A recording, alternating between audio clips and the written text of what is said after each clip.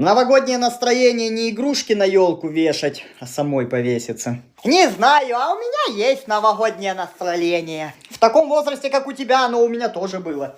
Что ты делаешь? Вначале игрушки вешают, а потом дождик. Какая разница? Действительно, ну возьми вначале подтерись, а потом в туалет сходи. Какая разница? Егор, ты в своем уме? Что это за сравнение? Доступное. Ну ладно. Куда ты цепляешь 3 одинаковых игрушки на ветку? Мама! Ну скажи ему, чтобы не мешал!